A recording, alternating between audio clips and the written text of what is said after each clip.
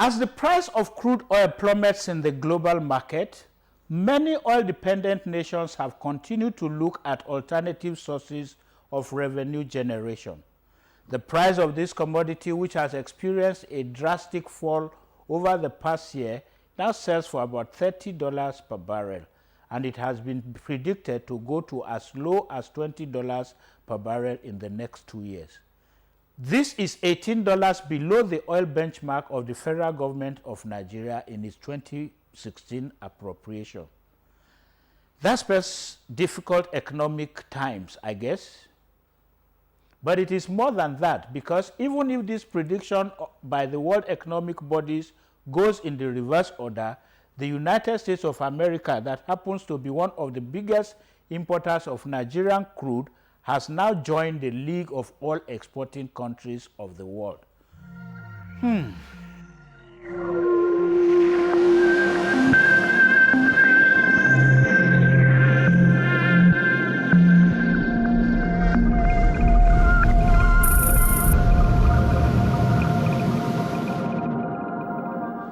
in the face of all of this, the Central Bank of Nigeria, in its efforts at stabilizing the economy by protecting the naira, has introduced some monetary policies.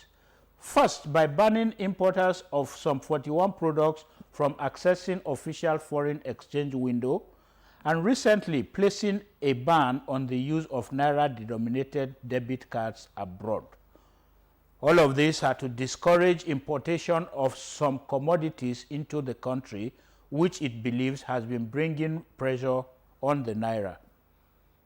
This, in the short run, is expected to help promote and improve the nation's industrial capacity for global competitiveness. But then, what are the export options available to Nigeria as it drives towards diversifying the economy to the non-oil export sector? Well, that is the reason for this 30 minutes program. You are welcome to Export Digest, a program designed to look into the potentials in the non-oil sector as an alternative of revenue generation for Nigeria. I am Femi Boyede, your host.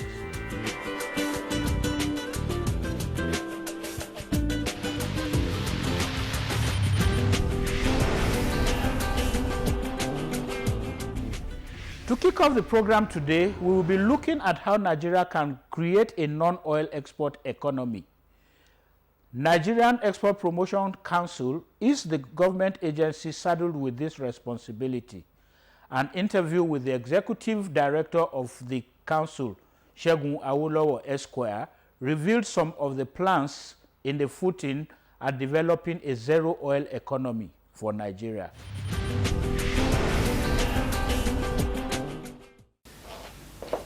Thank you, Executive Director, for receiving us at this early time of the year. At this time that the nation's economy seems to be on your shoulders, we just want to know briefly what the NEPC has been doing under your leadership to reposition Nigeria's economy in favor of diversification. Well, thank you very much, Femi, and well, Happy New Year.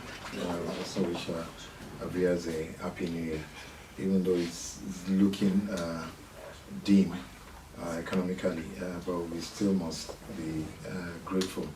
Thank God that the country is still well positioned to get out of this economic doldrum we find ourselves. We find all revenue, of course, dropping at an alarming rate. The country has witnessed a dip of about $30 billion in loss of oil revenue. 2014, Nigeria's oil revenue was $70 billion. Now, 2015, the figure is about some $40 billion. That is huge for any country. But for Nigeria, Nigeria is quite a resilient country and economy, and that's why we're still standing. But we've been looking at it, and indeed the nation has been on a course of diversification for the last 2-3 years. If you remember, the Nigerian Industrial Revolution Plan was launched by the former president.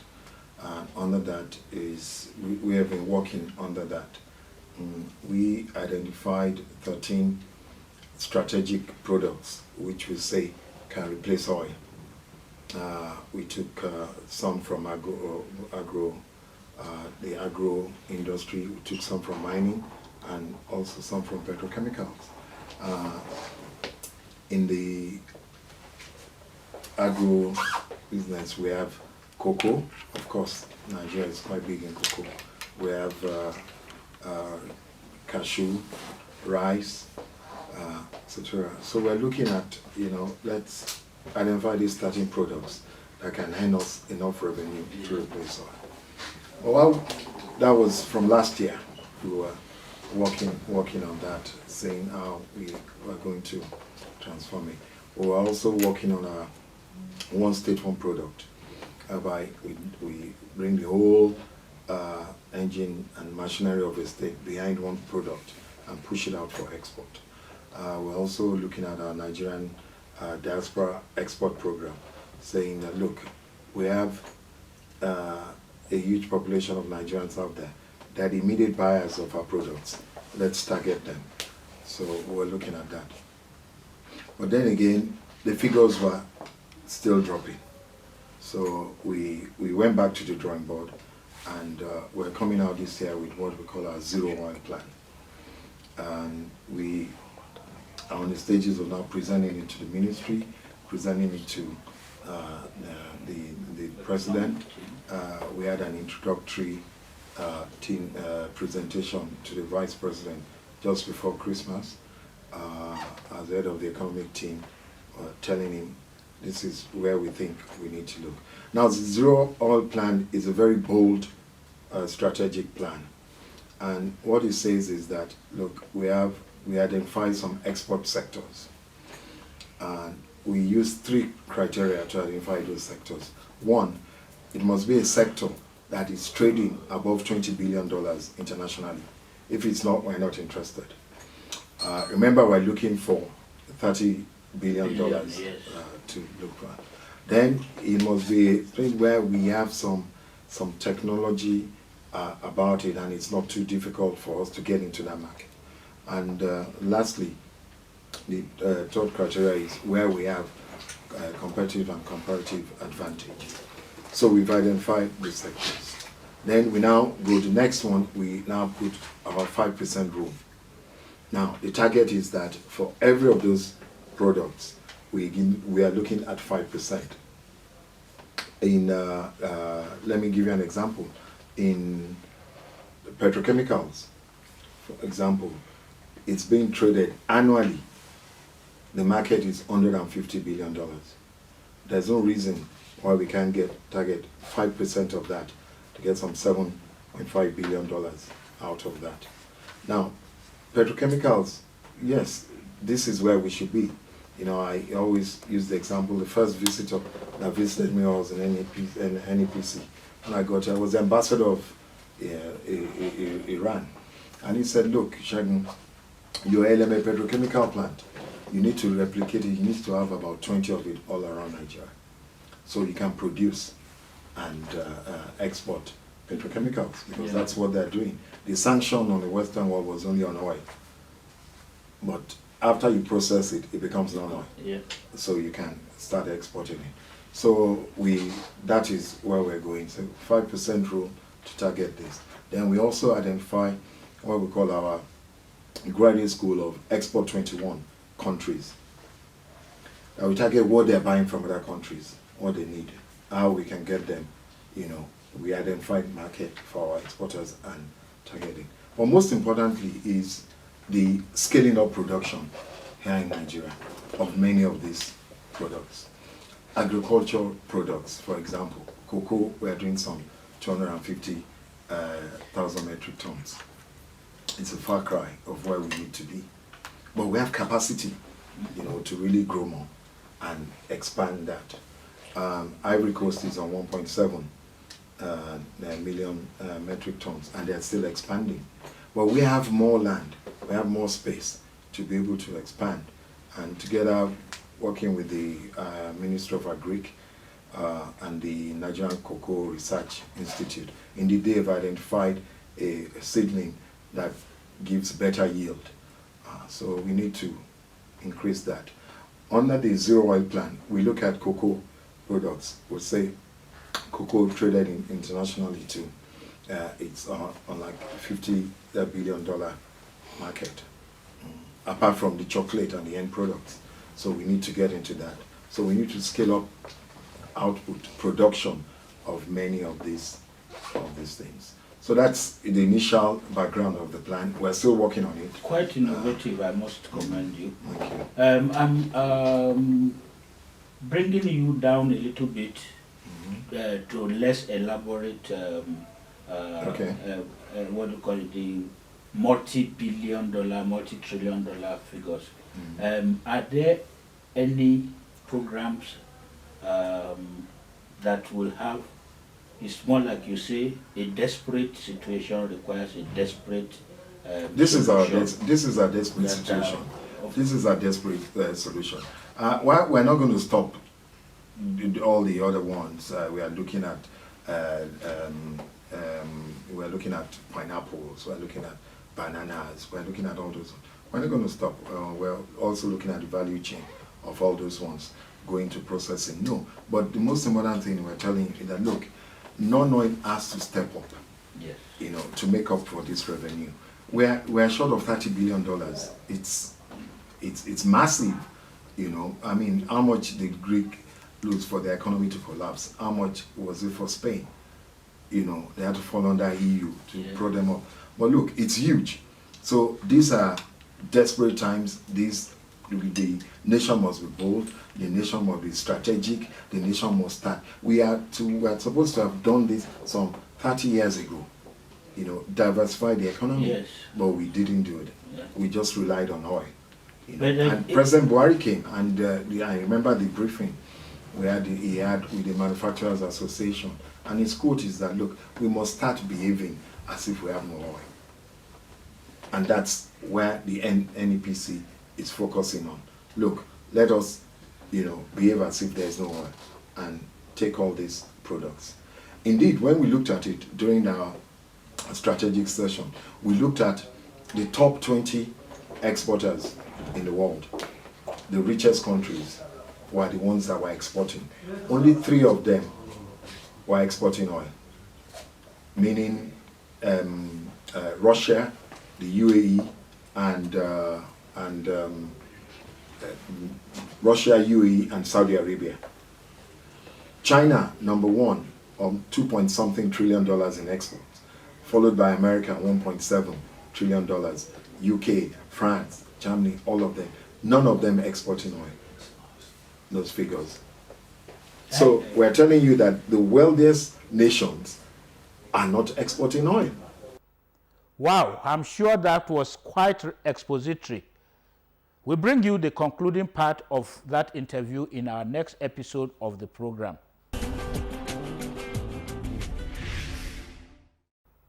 Now, are you considering the business of export? How much do you know about this sector and how prepared are you? Here are some tips that will help you make the right decisions.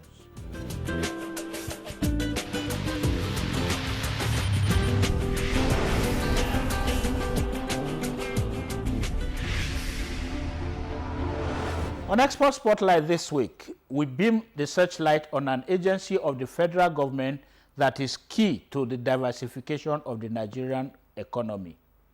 Do stay with us. From America to Europe and faraway Asia, micro, small, and medium enterprises are the key components of any national economic development. Researches have shown that world economic powers develop with adequate attention on this sector. The Small and Medium Enterprises Development Agency of Nigeria, SMEDAN, has been at the forefront of realizing this development objective of the sector in Nigeria. Bature Masari is the man at the helm of affairs at the agency.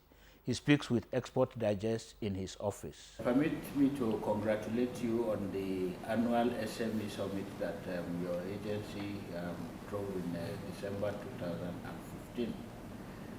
We are hoping that from the very positive vibes from that, you already have a lot of programs for the Nigeria SMEs.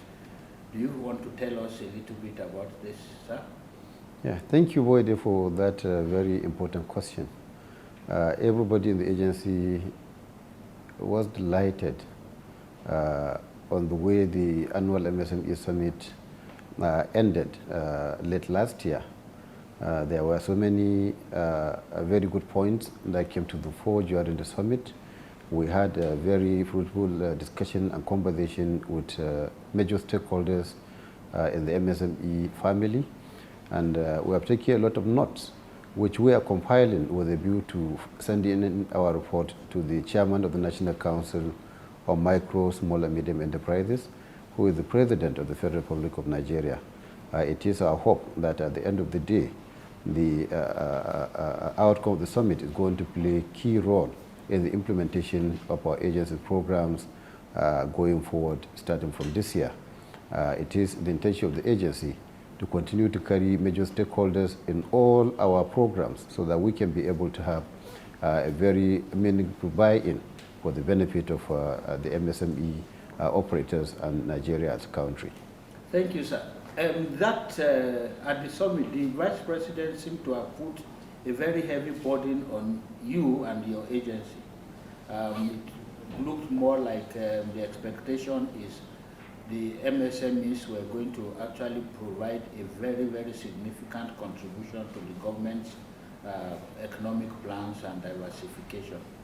I'm sure you are well positioned for this challenge. Yeah, we are very, very happy to hear the Vice President talk about the determination of the federal government to properly support MSME development in Nigeria.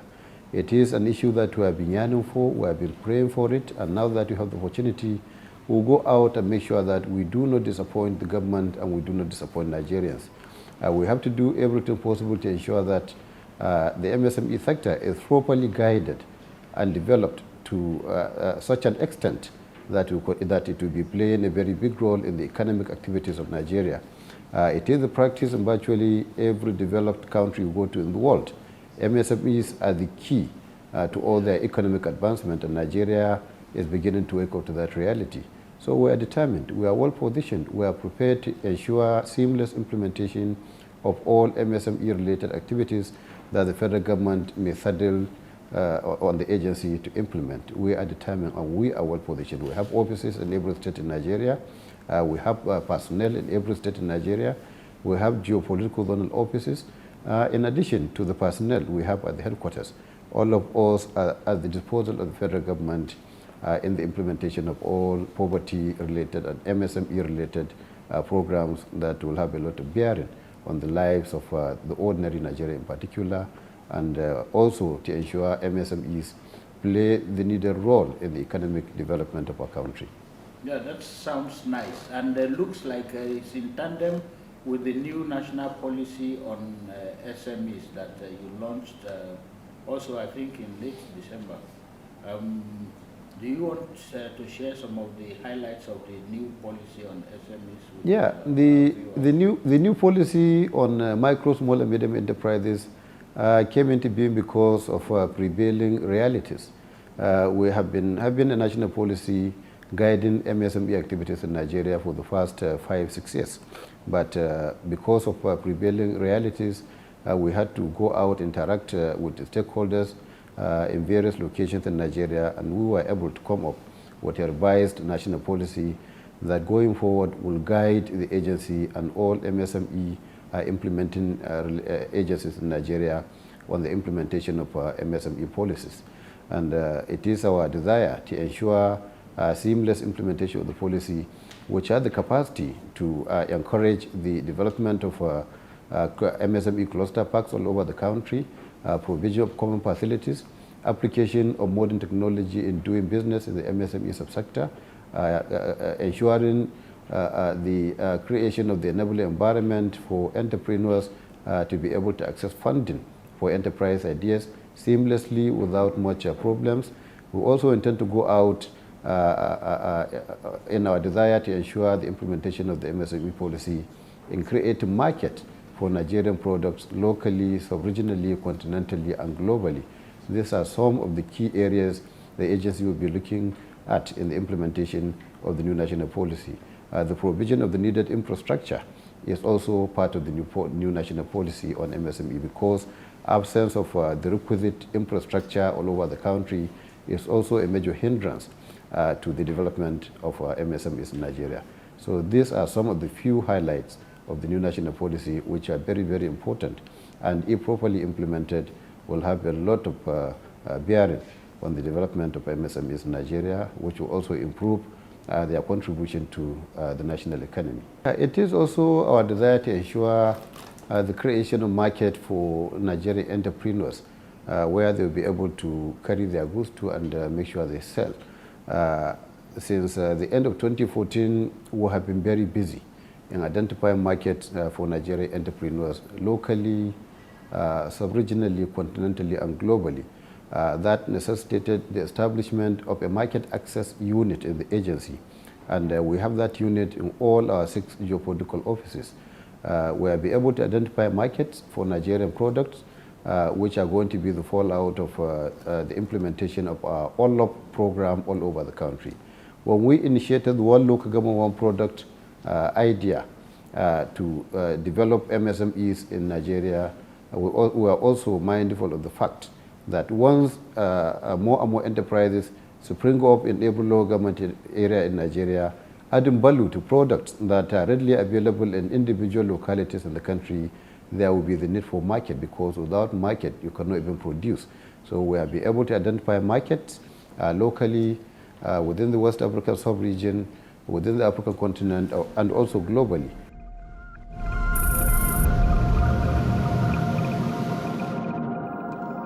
For inquiries and participation on this program, you can contact us on the email address and telephone number on your television screen right now.